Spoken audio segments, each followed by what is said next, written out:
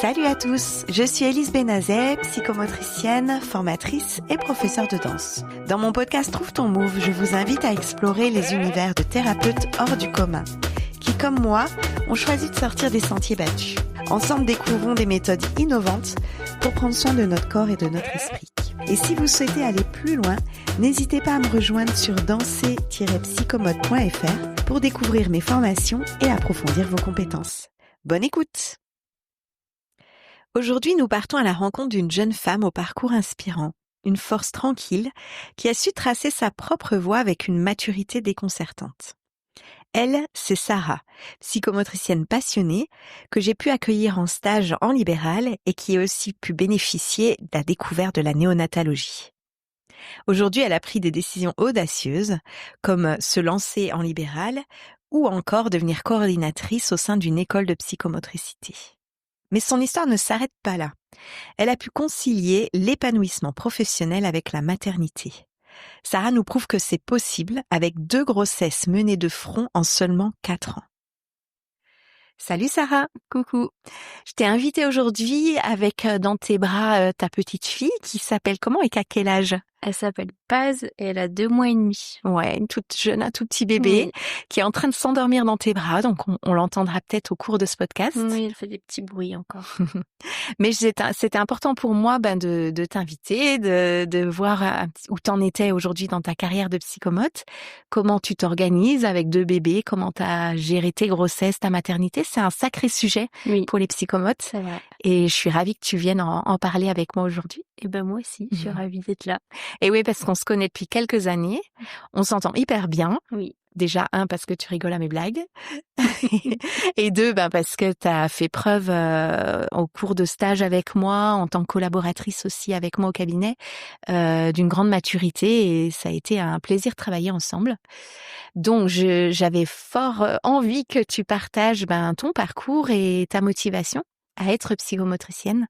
Et j'aimerais que tu nous dises déjà comment t'es venue cette envie, à quel âge, pourquoi tu t'es orientée vers ces études. Eh ben, ça arrivait quand même assez tôt, quand j'étais adolescente. J'ai un petit frère qui, alors notre maman a été épileptique, donc elle a pris de la dépakine. Et donc mon frère est un enfant dépakine, comme on peut dire. Donc il a eu un parcours depuis très jeune auprès de professions médicales, paramédicales. Eh oui. Je l'ai accompagné au CAMS auprès de psychomotriciennes dès tout petit. Donc voilà, je suis assez sensibilisée au métier depuis très jeune. D'accord. Voilà. Donc, tu avais vu concrètement ce que faisait un psychomote en séance. Exactement. Et puis de là est née une espèce de passion, d'envie pour toi. Alors, je savais que j'avais envie de travailler dans la santé, dans une profession paramédicale. J'avais pas envie d'être face à du sang, par exemple. Ok. Donc, c'était plus facile pour moi de penser à un métier plutôt dans le paramédical. Et du coup, quand est venu le moment de choisir son parcours professionnel, je me suis vraiment questionnée et j'ai pu faire un concours pour l'orthophonie. Ah oui, d'accord. Voilà, ouais. pour être orthophoniste. Bon, un concours, on est des milliers à se présenter pour quelques places, donc évidemment en terminale, ça l'a pas fait. Ouais. Et j'avais postulé pour une prépa à Lyon de psychomotricienne. Et ils ont refusé mon dossier parce que j'étais en bac L. Eh oui, d'accord, ça arrivait parfois ça. Voilà. D'accord. Donc ça m'a fermé les portes du paramédical et du soin de la santé. Ouais, très vite quoi. Très vite. On m'avait convaincu que du coup avec un bac L on pouvait pas aller dans cette voie-là. Ah mince. Donc je me suis orientée ailleurs en langue. J'ai fait un peu d'humanitaire quelques années. Ok. On a notamment monté un projet de tour de l'Europe avec une mission dans un orphelinat en Roumanie. Trop bien. Et j'ai été au contact d'enfants très défavorisés, pardon. Et puis on a fait des petites activités, donc voilà. Je savais que j'avais envie de m'orienter quand même plutôt vers cette voie-là de d'accompagnement soins des enfants et d'enfants. Voilà. Ouais. D'accord. défavorisée aussi. Et aussi, ouais, Voilà. ok. Et puis à ce moment-là, j'ai rencontré aussi mon conjoint qui est psychologue, donc qui Ouais. m'a réouvert les portes de la psychologie. Donc, j'ai pu intégrer une licence de psychologie très rapidement en 2015. Ouais. Et puis ensuite, s'est reposé la question à la fin de ma licence de qu'est-ce qu'on fait avec une licence de psycho. Oui. La sélection pour être psychologue est quand même assez sélective pour Oui. le coup. Donc j'ai réfléchi à d'autres choses et j'ai vu qu'on pouvait aller en études de psychomotricité par une passerelle avec sans passer par les concours finalement. Oui. Avec une licence. Donc j'ai pu passer les entretiens à l'ISRP. Ouais. Déjà à l'ISRP de Paris et puis au dernier moment j'ai su que l'ISRP de Vichy avait ouvert. Oui. Donc j'ai pu me glisser très vite dans les entretiens. Et oui. Au dernier moment, 3 jours avant Ouais. la fin des sélections. Ah, super, ouais. Donc voilà, j'ai eu la chance d'être prise à l'ISRP de Vichy, la première promo de l'ISRP de Vichy. Voilà. Donc ISRP, c'est une institution de formation privée. Voilà. Hein, donc ça a un certain coût. Oui. Mais tu as pu t'organiser à l'époque. Oui, j'ai de la famille en Auvergne, donc ouais. Voilà, c'était plutôt facile de pouvoir aller faire mes études à Vichy plutôt qu'à Paris. Ok, d'accord. Donc, tu as fait ce choix-là, tes 3 années d'études. Oui.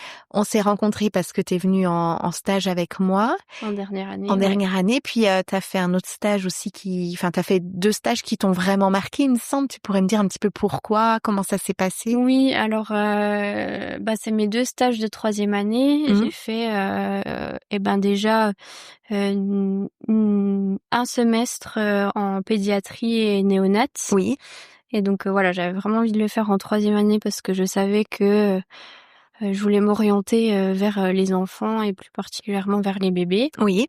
Bon, c'était un super stage avec en plus une super tutrice, donc voilà, c'était génial de pouvoir intégrer un service de néonate. Tu pourrais nous dire un peu concrètement vos missions en néonate en tant que psychomotricienne? Oui, alors ce qui était vraiment super, c'est de pouvoir venir dans des moments où les parents et les enfants sont dans un contexte de vulnérabilité et de venir soutenir ce lien parent-enfant, pouvoir montrer aux parents les compétences et les capacités de son enfant malgré le fait qu'ils sont en couveuse et hyper médicalisés.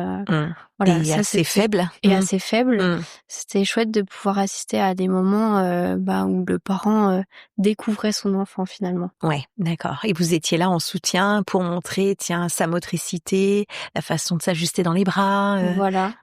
De pouvoir finalement réagir au son de la voix des parents, à différents stimuli. Voilà, c'était vraiment des beaux moments. Ok. Donc, tu as fait ce stage en néonate et puis tu étais en stage avec moi en libéral. En même temps, oui. Et il me semble que tu as adoré le libéral. Tu pourrais nous dire pourquoi? Parce que tu étais là. Voilà, on s'entendait bien, ça c'est sûr. Non, ce qui était important aussi en libéral, au-delà de l'activité, c'est le fait que tu m'aies fait confiance quand même assez rapidement. Que tu m'aies laissé l'opportunité de pouvoir réfléchir mes séances, pouvoir faire du bilan, être autonome vraiment tout de suite dans les prises en charge et dans l'accompagnement des enfants. C'était vraiment une belle expérience pour toi, pour moi. Ouais. Et ça m'a vraiment formée. Ouais. Pour le coup, que tu puisses me faire confiance et moi, ce que je me souviens aussi, c'est que t'apportais beaucoup de choses. On sentait qu'à l'école, tu t'intéressais à beaucoup de médiateurs, d'aspects théoriques, d'aspects pratiques, et tu me les ramenais aussi en stage. Donc moi, je voulais expérimenter avec toi. J'avais trop envie. C'est bien beau de voir en cours, mais de le voir en vrai, de le mettre en pratique, l'expérimenter en vrai, franchement, voilà, c'est vraiment une chance que de pouvoir en stage, être acteur des prises en charge. Oui. Puis moi, je te considérais déjà comme une future professionnelle. Dans quelques mois, t'étais déjà psychomote. Donc, oui, tu m'as fait confiance rapidement. Ouais. Ouais. Et puis il y a aussi tout ce côté où tu dois faire passer des bilans précis avec des items. C'est un peu stressant. Tu t'es sentie en confiance assez vite. Moi, je me rappelle que t'assurais très vite en plus. Donc Bah oui, j'ai souvenir que ça avait été assez fluide. Tu m'avais montré quelques séances au début et puis très vite j'avais pris la main sur les bilans. Ouais, sur la rédaction. Oui. Il y a aussi. Et en plus, au même moment, si tu te souviens bien, tu t'es formée au NPMOT. Oui. Et je me formais aussi à la même année, finalement, en cours, au NPMOT aussi. Donc, on a appris ensemble. Donc, le NPMOT, c'est un bilan psychomoteur hyper précis sur les fonctions psychomotrices, comment s'installe la latéralité, le tonus. On examine comment l'attention de l'enfant. Enfin, il y a plein de domaines comme ça où il faut tester très précisément. Oui, puis un bilan très complet. Ouais, donc il est intense à faire passer. Ouais, donc on s'est entraînés ensemble. Ensemble, voilà, ouais. On a filmé des enfants, analysé tout ça. Et puis pour donner les consignes aux enfants, c'est complexe pour nous aussi, en tant que psychomote. Oui, on s'est beaucoup remis en question, on a testé beaucoup de choses ensemble. On a créé nos outils, il faut se rappeler tout. Nos trames. Ouais. Donc c'est ça aussi qui était chouette, c'est que on était collègues et on a pu au même niveau faire les mêmes acquisitions. Oui, exactement. On les a réfléchis ensemble et en même temps. Ouais, c'est vrai que ça c'était riche pour nous deux. Ouais. Ok, puis après donc ce stage, t'as été diplômée. Oui. Et t'as décidé de t'installer en libéral. Avec toi. Avec moi et une autre collègue aussi. Et avec ta collaboratrice qui partait. Voilà, t'as remplacé ma collaboratrice. Oui. T'as pas eu peur de te mettre en libéral si tôt? Comment ça s'est passé pour toi? Finalement, pas tellement parce que toute l'expérience que j'ai eue en stage, c'était en libéral. Donc je connaissais plus le monde du libéral que le monde de l'institution. C'est finalement. Vrai.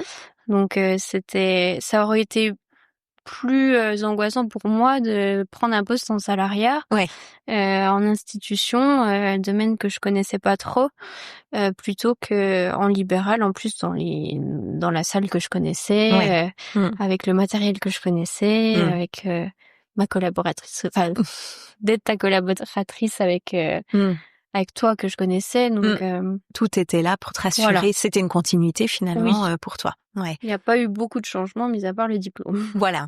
Et puis d'ouvrir ton auto-entreprise, de faire tes démarches, qu'on parle d'argent entre nous, faut se mettre aussi au clair, mais tout ça s'est fait assez naturellement.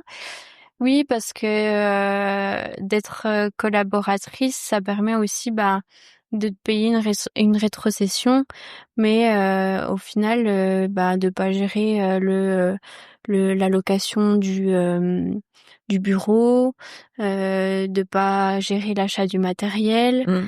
Voilà, si j'avais des revenus, je te faisais une rétrocession. Si j'avais pas de revenus, il y avait pas de rétrocession. C'est ça, ça t'engageait pas trop. Voilà. Pour débuter, c'est rassurant. Oui. Et puis dans l'histoire est arrivée une grossesse.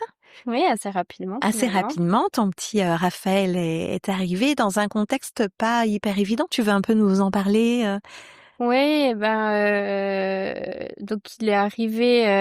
Je suis tombée enceinte 4 mois après être diplômée. Oui. Donc je venais tout juste de m'installer en libéral. Et puis finalement, ils m'ont découvert une hyperthyroïdie pendant la grossesse. Bon, déjà, j'ai été très malade, donc ça avait été un peu difficile de poursuivre mon activité professionnelle tout en ayant envie de vomir toutes les 5 minutes. Et puis il y a eu ce contexte d'hyperthyroïdie qui était quand même assez angoissant, avec des prises de médicaments qui n'étaient pas forcément très bonnes pour le fœtus. Alors on m'avait informé qu'il y avait quand même des risques, soit de malformation du fœtus, ou alors un risque très élevé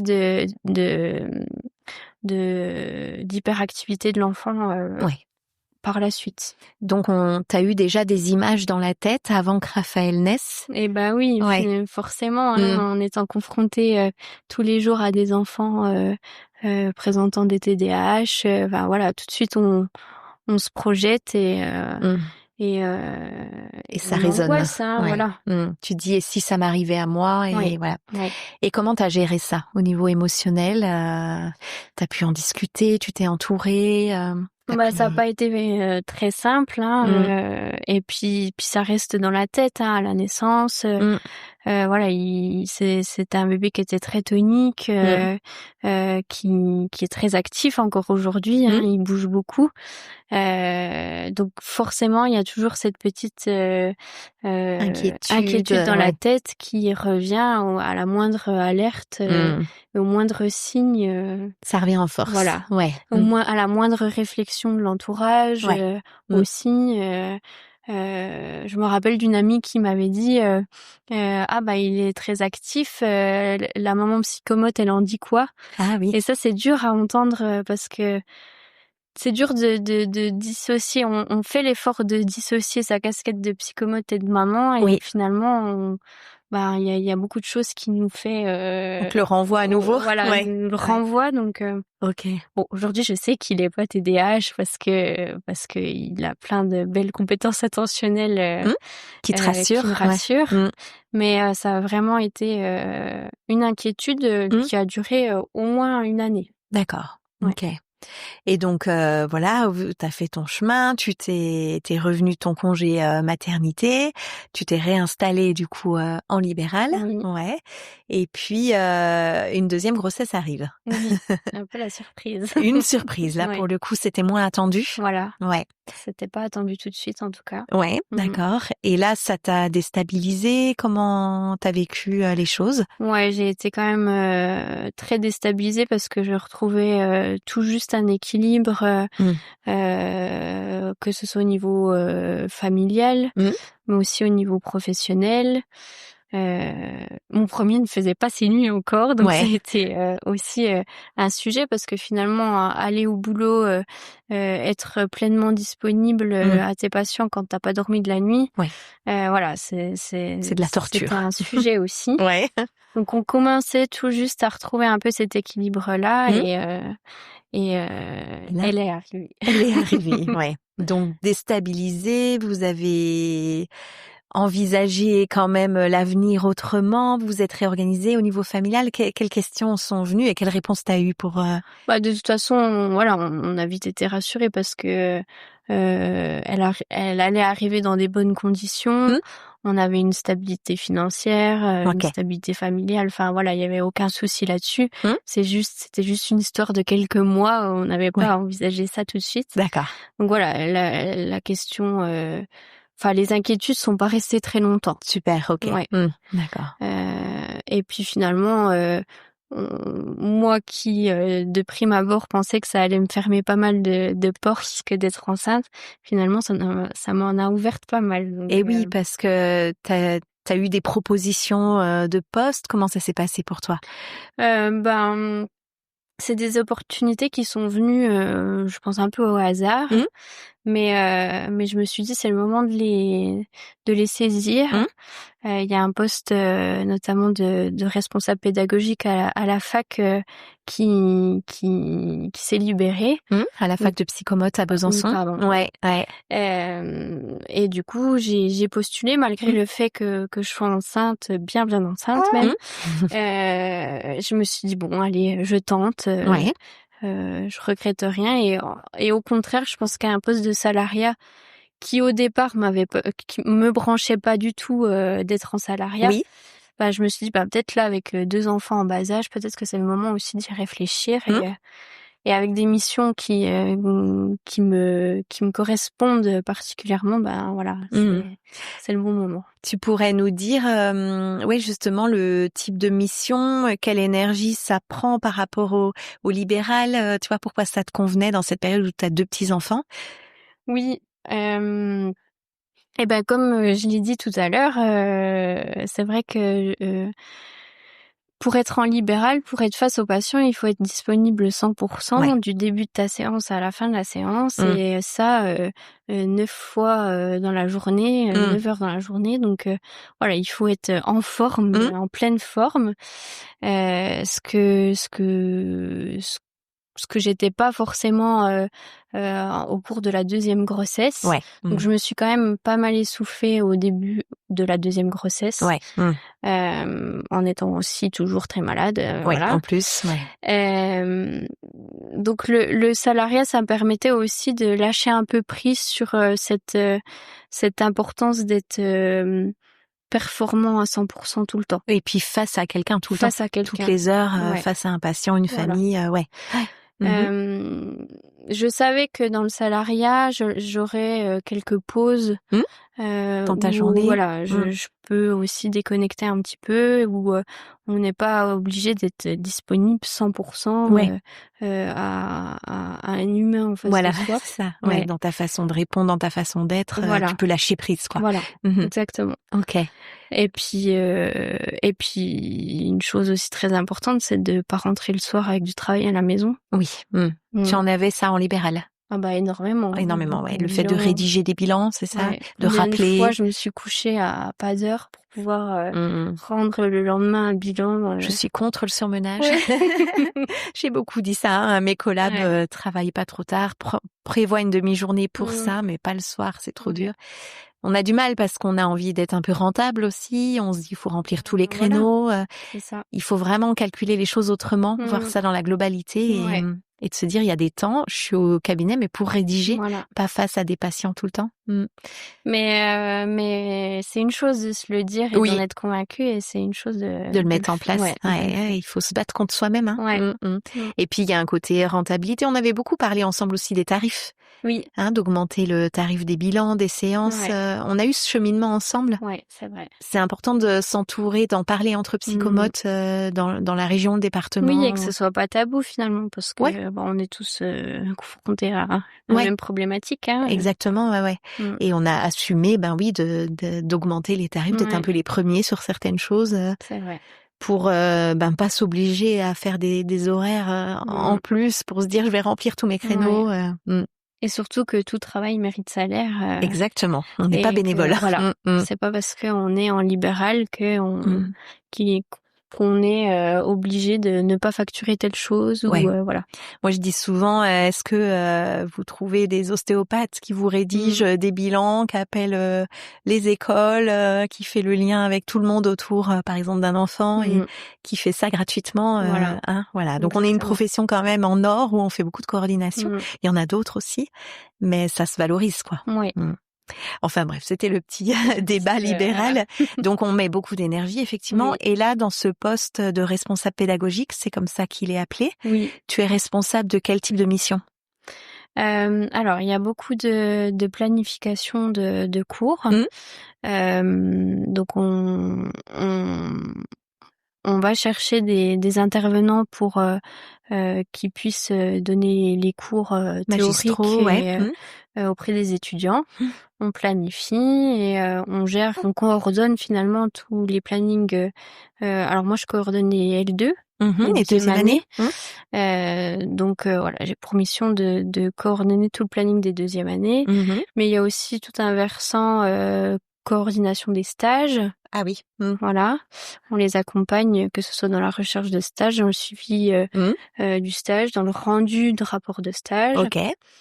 Il y a beaucoup de missions. Hein. Oui. C'est très large, très vaste. Tu nous fais une synthèse. Hein. Voilà. Les gens qui parlent trop longtemps, tu sais. J'écoute plus. Et aussi, il y a une mission qui me tient, moi, particulièrement à cœur, c'est le bien-être des étudiants.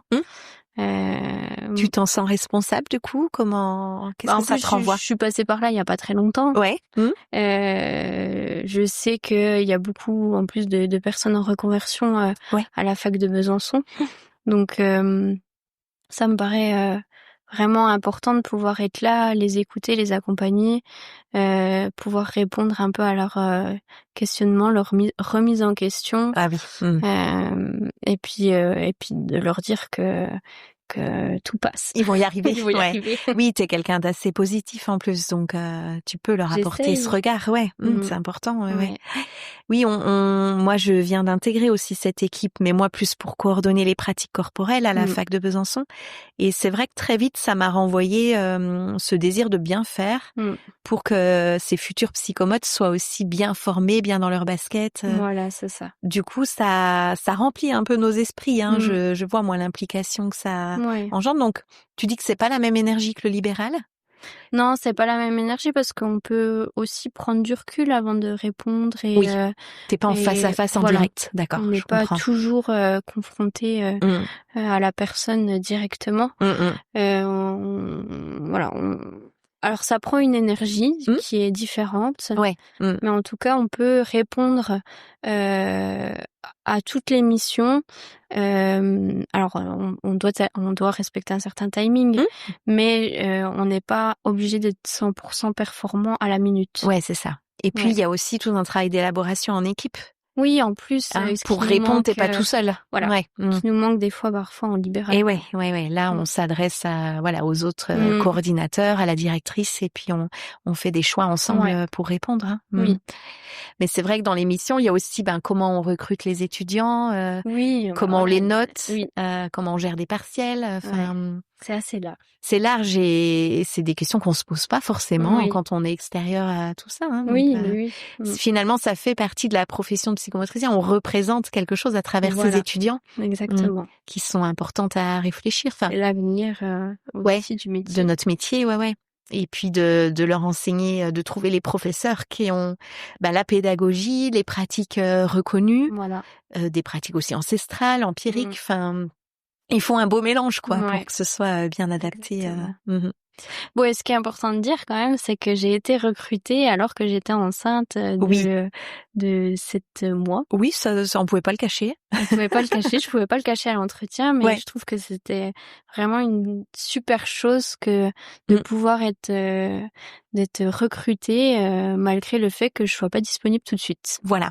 Que très vite, t'allais avoir un bébé, être en congé maternité et que t'allais arriver plus tard. Ça t'est accepté par l'équipe, l'institution, donc respect. Même si ça n'a pas été facile pour eux. Oui. Ils savaient dans quoi ils allaient s'embarquer. Et ils ont accepté. Donc franchement, je trouve que c'est super dans le monde du travail que de voir. C'est un bel état d'esprit. Des expériences comme ça. Et oui, quand en tant que femme, que t'aies pas subi une discrimination parce que t'es enceinte. Alors c'est normal, tu vas me dire, hein, mais ça allait peut-être pas forcément dans tous les esprits. Exactement, Et justement, en parlant de ces maternités, comment tu t'es organisée à chaque fois, à ta première et à ta deuxième grossesse, pour penser tes revenus, ta situation financière et ne pas paniquer quand t'étais en libéral? C'est beaucoup une question des psychomotes. Qu'est-ce que je vais toucher quand je suis en congé et en libéral? Eh pour ma première grossesse, c'est arrivé assez rapidement aussi après mon installation en libéral, donc je m'étais pas forcément penchée sur la question prévoyance. T'en avais pas? Non. Puis de toute façon, t'avais pas cotisé. Il faut avoir. Il y a souvent des contrats qui disent qu'il faut pas tomber enceinte dans les 9 mois après avoir signé le contrat. Il fallait anticiper. Oui. Chose que je n'ai pas faite. Voilà. C'est la vie. Donc je n'avais pas de prévoyance pour ma première grossesse. Mais après, j'ai été quand même indemnisée à hauteur des revenus que j'avais. Donc j'ai pas eu de perte vraiment financière. Tu me disais que ça représentait combien par jour? C'est environ 60 € par jour d'indemnité. Par la Sécu, du coup? Par la Sécu. Ouais, ok. Et il y a des primes à 7 mois de grossesse et une fois qu'on a accouché, qui représentent environ 3 500 €, quelque chose comme ça. Par la CAF ou la Sécu aussi? Non, pareil. Pareil, la Sécu, d'accord. Donc toi, ça t'a apaisé, t'as été sereine? Ah bah oui, complètement. Il n'y a pas eu de perte du tout financière. Parce que je me suis arrêtée pour mes grossesses. D'accord. Alors c'est sûr que pour Raphaël, la première grossesse, j'avais été jusqu'au 7e mois de grossesse. Dans ton travail, Dans mon travail, je m'étais pas arrêtée avant, donc c'est ça aussi qui m'a permis de pas perdre financièrement. Ok. Parce que j'avais pas la prévoyance. Ouais. Pour Paz, la deuxième grossesse, j'ai été arrêtée assez tôt.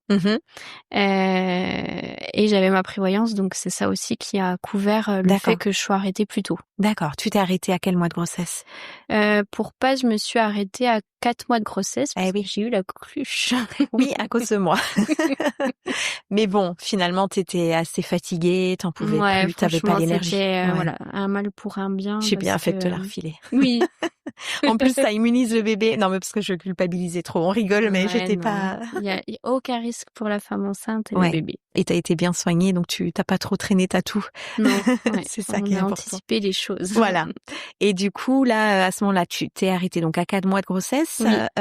On appelle ça une grossesse pathologique, c'est ça, sur ton arrêt maladie? Comment ça s'est passé? Alors, faut faire attention avec les termes qu'on utilise parce que grossesse pathologique, c'est des choses très très graves. D'accord. Et les prévoyances, si on met grossesse pathologique, il faut que que ce soit prouvé et très grave pour être indemnisé. D'accord. Donc moi, on a plus, mon médecin a plutôt mis grosse fatigue, vomissement, sans trop parler finalement de la grossesse. D'accord, très bien. Ok. Ouais. Et là, ça a fonctionné, c'est comme un arrêt maladie en fait. Oui. D'accord. Et là, la prévoyance, t'avais peut-être un délai de carence? J'avais un délai de 1 mois. Ouais, c'est ça, selon Mais bon, j'avais choisi dans mon contrat. Ouais, c'est ça. Et puis après, t'as pu toucher ce qui était prévu dans ton contrat. D'accord. Ensuite, c'est donc l'arrêt pour la grossesse. T'as le droit, tu m'avais dit tout à l'heure, 10 semaines avant l'accouchement. Alors, je suis dedans, mais si je me souviens bien, c'est 8 semaines avant et 10 semaines après l'accouchement. D'accord. Et donc, durant toute cette période-là, on est indemnisé à 60 et quelques euros par jour. Aussi, d'accord. Ouais. Et les primes, comme pour Raph. Et donc, pour toi, là, ça se passe bien? Ben oui. Ouais. Ouais. Non, on n'est pas à plaindre en tant que libéral. Alors après, ça dépend aussi des attentes de chacun, hein, des façons de vivre. Voilà. Toi, tu vis en Koh-Lanta, tu manges du riz et tu vis à la plage à Besançon. Et ben même pas, parce que du coup, on a acheté une maison pendant mon arrêt, pendant mon congé mat, donc ça nous a permis quand même d'acheter une maison. Oui. On mangeait pas des patates tous les jours. Oui. Mais puis t'as ce salariat qui est arrivé. C'est ce qui t'a permis d'acheter. Aussi. Voilà. Oui, d'avoir la stabilité financière. Qui rassure bien les banques. Qui rassure les banques. Ok. Mais en tout cas, voilà, ça permet quand même de continuer un mode de vie très très correct. Ouais, d'accord. C'est bien d'avoir des gens positifs pour décrire tout ça parce que voilà, tu l'as vécu de façon un peu surprenante parce que tout n'était pas prévu comme ça. Ouais, ça peut faire peur. Ça peut faire peur, mais il faut s'entourer des bonnes personnes. Ouais. Se rassurer, s'informer et on est tout de suite rassuré. Et voilà, là ça a marché pour toi, donc ok. Et là donc tes projets pour l'avenir, tu pourrais un petit peu nous dire où tu aimerais travailler, ce que tu continues, ce que tu arrêtes, comment tu veux faire? Oui, alors avec 2 enfants, tout se réorganise. Voilà, tout se réorganise. Le fait de s'arrêter un temps de travailler, ça permet aussi de pas avoir la tête dans le guidon et puis de se reposer les bonnes questions sur ce qu'on a envie, dans quel domaine on s'épanouit aussi. Ce qu'on n'a plus envie du tout de faire. Et c'est vrai que le libéral, c'est très épanouissant, mais c'est aussi très fatigant. Et donc moi j'ai mon 50% à la fac qui m'attend à mon retour de congé mat, mais je sais pas encore si je vais reprendre le libéral. D'accord. Je ferme pas la porte au libéral à vie, mais en tout cas je réfléchis différemment dans le sens où il y a 2 enfants en bas âge maintenant qui prennent de l'énergie, qui prennent du temps. Ouais. Tu n'auras plus travailler le soir pour rédiger tes bilans. Exactement, le week-end non plus. Ouais, ce qui est bien. D'attendre la sieste impatiemment pour pouvoir se replonger dans son travail, ça c'est plus ce que j'ai envie. Ouais. Donc pourquoi pas du salariat, mais du salariat dans certaines conditions aussi. Oui. J'adore les bébés, j'adore les enfants. Donc si l'opportunité s'offre à moi d'un poste avec les bébés et les enfants, je peux dire oui. Voilà, de t'organiser comme ça ou de créer du libéral spécifique pédiatrie bébé. Ouais. J'aime beaucoup le bilan aussi, la pratique du bilan, donc pourquoi pas aussi m'installer en libéral, mais seulement faire du bilan et consacrer mes heures au bilan. Je sais que ce sera réfléchi différemment en tout cas que. En fait, t'as déjà avec ta petite expérience, ça fait 5 ans que tu travailles? Oui, 4 ans. 4 ans, que t'as déjà. 5 ans avec ton année. Oui, pour moi, tu travaillais déjà avec moi. On voit que t'as déjà réfléchi au choix et ce que tu veux pas. Oui. Et ça te donne une certaine assurance pour répondre aussi, oui, là ça m'intéresse, non, là c'est pas possible. Oui, voilà. Et ça c'est important si tu passes des entretiens d'embauche, si après, tu rencontres des personnes. C'est important dès le début de savoir dire non. C'est ça. Tu m'as élevé à la bonne école. Oui, on en a beaucoup parlé. Oui, savoir tout accepter pas accepter en tout cas à contre-cœur. Ouais, exactement. Savoir où sont ses limites et les respecter. Ouais, de s'écouter. Ben tiens, là ça me serre le ventre quand on me dit ça. Bon j'ai peut-être intérêt à dire non tout de suite pour pas m'embarquer dans quelque chose qui va pas me plaire exactement. Et perdre de l'énergie, du temps. Quoi. Donc t'arrives à le faire un peu plus. Je le sais moi. Un petit peu plus. Petit à petit. Voilà. Ça s'apprend. Ok. Donc on te souhaite de trouver ton bonheur dans cet équilibre entre famille, travail, projet intéressant. Oui. On se retrouve bientôt à partir du mois de mars en équipe à l'UFR Santé, de Besançon, pour mener ces projets. On est entre psychomotes, on est 4 psychomotes à gérer tout ça, donc ça va être hyper intéressant pour nous. Et puis on verra si on arrive à mener ces étudiants à bon port. Ouais, exactement. Ouais. Mais ça va être chouette. Mais on a beaucoup de plaisir à travailler ensemble et ça c'est hyper important au quotidien. Donc merci beaucoup pour ton témoignage. Merci à toi. Merci à Paz de s'être endormie. Voilà. Ça a été plus facile. De pas avoir fait trop de bruit pendant le podcast. On avait tout prévu, mais elle a pas toujours dormi comme on voulait. Mais finalement on y est arrivé. Donc merci et puis continue à trouver ta voie. T'en es au tout début, mais je trouve que t'es bien partie. Donc merci. C'est une richesse d'entendre des témoignages comme ça. C'est aussi un peu grâce à toi. Ouais, parce que comme tu dis, tu t'es bien entourée par moi. Bonne continuation, à bientôt. Merci, toi aussi. C'était Trouve ton Move, un podcast pensé et réalisé par Élise Benazet.